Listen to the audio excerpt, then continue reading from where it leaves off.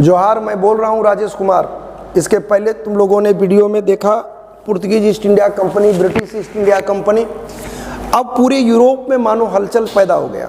राजेश, पूरे यूरोप में हलचल इस बात को लेकर के पैदा हो गया कि जब पुर्तगाल कंपनी स्थापना किया वो भी गर्दा उड़ा पैसा कमाया, इंग्लैंड जब बनाया तो वो भी कंपनी बनाया तो गम भर पैसा कमाया। अब लगा डच के वासियों को कि अगर हम भी बनाए कोई कंपनी तो ज़बरदस्त तरीके से हम पैसा कमा सकते हैं। हॉलैंड, डच मतलब हॉलैंड। यही कारण था कि डच ईस्ट इंडिया कंपनी की स्थापना 1602 को हुई। देखो यहाँ फंसोगे कैसे, सो हम बता रहे हैं तुमको। एगो कोड हम सूंघा रहे हैं, जड़ी, वो जड़ी सूंघ लो, नहीं गड़बड़ाओगे। 4 3 2 और 4 2 3। इसका क्या मतलब है सो समझना। एक कंपनी स्थापित जो हुआ है ना, स्थापना, ये स्थापना का डेट है। हाँ, 4 अक्षर का पुर्तगाली, हाँ, 3 अक्षर का अंग्रेज, 2 अक्षर का डच, 4 एक देगा आंसर जाने तो साला 3 गो दिमाग में बैठ गया, खत्म। ये स्थापना कब हुआ? स्थापना होगा तो अपन घरे में होगा। अब है कि भारत पहुंचा है कौन कौन पहले, तो सबसे पहले पुर्तगाली 4 अक्षर। जब पहुंचने का, भारत पहुंचने का पूछेगा तो कोड है 4 2 3। 4 अक्षर का पुर्तगाली, 2 अक्षर का डच, 3 अक्षर का अंग्रेज। फिर आया कंपनी पहले स्थापित हुआ अंग्रेज का, बाद में हुआ है डच का, लेकिन पहले भारत आया है डच, बाद में आया है अंग्रेज। सीन क्लियर है? इसमें बहुत कम पढ़ना है लेकिन सॉलिड दिमाग में रख लोगे। डच ईस्ट इंडिया कंपनी की स्थापना 1602 में, खटाक से रटा जाना चाहिए। कब है? डच ईस्ट इंडिया कंपनी की स्थापना 1602 में। और डच कहा गया किसको? हॉलैंड को। किसको कहा गया? हॉलैंड को। अच्छा, हर कंपनी का कोई न कोई बिग बॉस होता है। कौन प्रेरित किया कि कंपनी स्थापित किया जाना चाहिए? तो वो एक व्यक्ति था जिसका नाम था वान लिस्तान। क्या नाम था? वान लिस्तान। यह लिखा कि तुम जाएगा तो कैसे कैसे जाओगे, कहाँ कहाँ जाओगे। तो वहाँ के व्यापारिक जगत को एक उपाय मिल गया, अरे साला ऐसे ऐसे करके हम भी कंपनी, हमारी कंपनी पहुँच सकती है, स्थापित हो सकती है। तो एक कैरेक्टर हो गया वान लिस्तान। क्या नाम है? वान लिस्तान। अरे इतने दिमाग में रखना है यार, लंबा चौड़ी नहीं रखना है। कंपटीशन में पढ़ने से कहीं ज़्यादा छांटना माने रखता है। 1602 हो गया, हॉलैंड हो गया, वान लिस्तान हो गया। वान लिस्तान का देखा सीखी किया अंग्रेज का रॉल्फ फिच। यही कारण है कि दोनों अपना अपना कंट्री का सुपर डुपर हिट आदमी हो गया, क्योंकि इन लोगों का बहुत बड़ा योगदान रहा है। वान लिस्तान का हॉलैंड के लिए और रॉल्फ फिच का इंग्लैंड के लिए। हॉलैंड के लिए अब देखो 1602 में कंपनी की स्थापना, डच ईस्ट इंडिया कंपनी। ये 21 साल के लिए मिला था। कितने साल के लिए? और किस चीज़ के लिए? मसाला के लिए। किसके लिए? किसके लिए? तो यार 1602 21 साल मसाला, हॉलैंड, वान लिस्तान, 4-5 को पॉइंट नहीं आया? खचाखच बोलो बोलो। 1602 21 साल मसाला, मसाला, हॉलैंड, वान लिस्तान। वान लिस्तान कहाँ का? हॉलैंड का। तो इसी का अनुकरण किया था कौन? Ralph Fitch. कहाँ का था? इंग्लैंड का था। अब कंपनी में आया गया, बहुत कोई आया गया, लेकिन कोई कोई नहीं होता कि जबरदस्त गट्स वाला है। हाँ या ना? जैसे अभी बोल, भारत में दबंग सीएम प्रधानमंत्री कौन कौन बना भाई?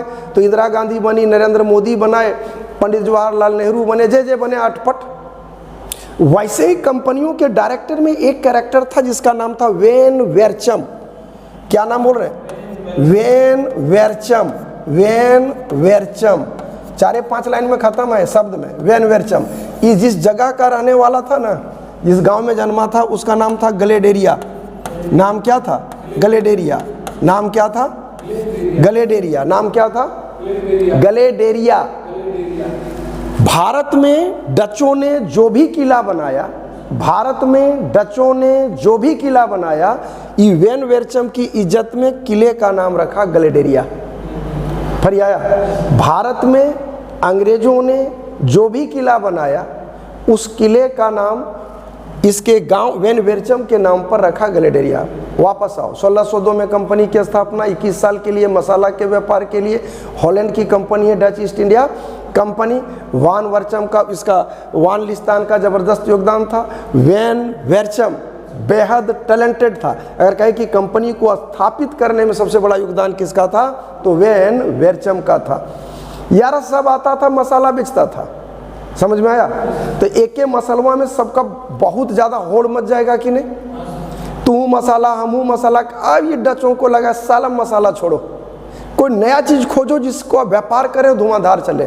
तो ध्यान रखना, इंपॉर्टेंट पॉइंट, कपड़े को निर्यात की वस्तु में किसने बदला, तो ध्यान रखना, कपड़े को निर्यात की वस्तु के रूप में इसने ही बदला। किसने, डचों ने।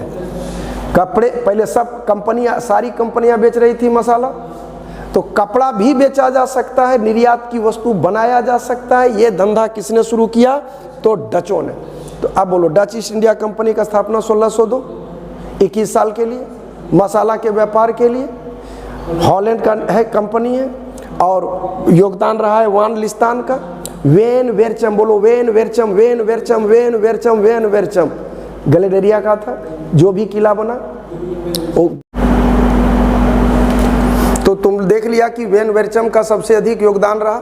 उसी के गिरिह प्रांत के नाम पर नाम रखा गया, क्या, गलेडेरिया। दूसरा चीज बतलाई कि सूती कपड़े को निर्यात की वस्तु के रूप में बदला। तो क्या क्या देखा राजेश, बैठो। 1602 में कंपनी की स्थापना, 21 साल के लिए मसाला के व्यापार के लिए।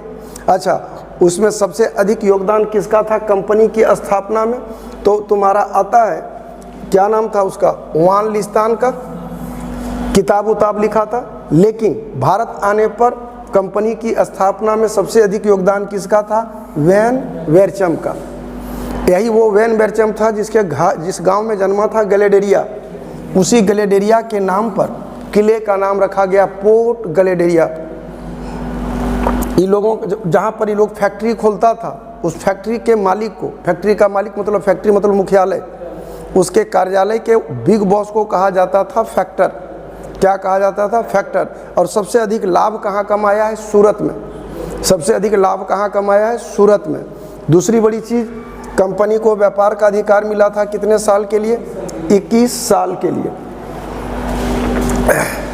फैक्ट्री के प्रमुख को क्या कहा गया, फैक्टर। चीन सुरा में गुस्तादुस किला, बड़ी इंपॉर्टेंट है, आईएएस में पूछा हुआ था। किला वो अर्धवृत्ताकार होता था जिसको गुस्तादुस किला कहा जाता था। देखो, सूरत में निदेशालय लाभ कमाने वाला, बोले सबसे अधिक लाभ कमाता था। बंगाल में पहला फैक्ट्री खोला था पिपली में, और पिपली के बाद खोला गया बालासोर में। 100 बात की एक बात कि घोड़े को देख करके बैंग को नाल ठोकाना नहीं चाहिए था।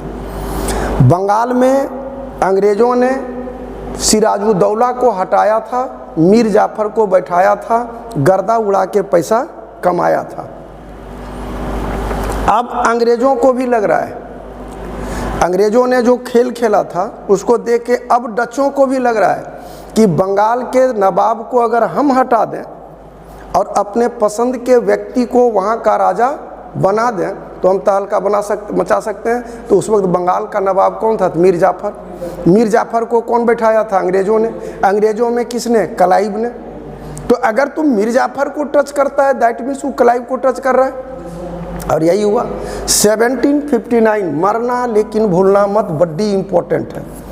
वेदरा का लड़ाई हुआ, डच मन लगा के पिटाया, और जो भागा भारत से फिर लौट कर वापस नहीं आया।